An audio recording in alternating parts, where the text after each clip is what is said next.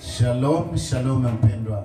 Ni Prophet Joshua Wambale Baibonge wetu, niko hapa Kampala. Niko na message juu ya nchi ya Kongo. Nchi ya Kongo, Mungu amenionyesha hatari. Sio hiyo maji mlione mewa watu wala nini. Leo ni tariki 6 za mwezi wa 10. Bwana ameniambia niseme na nchi ya Kongo 2025 kuna vita inaenda tokea pamba moto. Na hiyo vita itakuwa vita ya ajabu sana. Watu watakufa, watu watahama makwao, miji itakuwa pori. Tuombe sana juu ya nchi ya Kongo na kuombea pia president wa nchi. Maana niliona vita inatoka kushoto kuume, na vita hii haitoke tu ndani ya nchi, imetoka hata nchi jirani.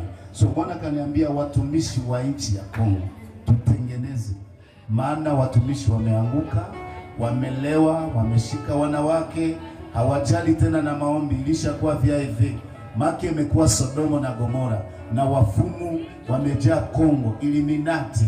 Siku moja Mungu akaniambia Kongo madhabahu ya shetani imeingia huko. Ulevi na usherati vimezidi sana nchi ya Kongo. Watumishi wa Mungu muamke. Tena Bwana anawaamakia, anasema muombe. Kama hakuna maombi, na nyinyi mtahama makwenu, na kanisa hakuna, na kuomba hakuna.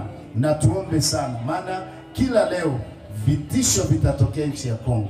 Tena itakuwa ajabu, watu kukatana, watu kuuana, watu kukatalana, na watu watahama nchi yao wakimbilie nchi zingine, na huko hawatapata amani. So Mungu akaniambia tuombe sana juu ya hiyo. Basi nakutakia neema na Mungu akubariki. Unaposikia message hii, patia hata jirani yako, tupate kuomba Mungu asimame na nchi ya Kongo. Basi Mungu akubariki, ninakutakia amani.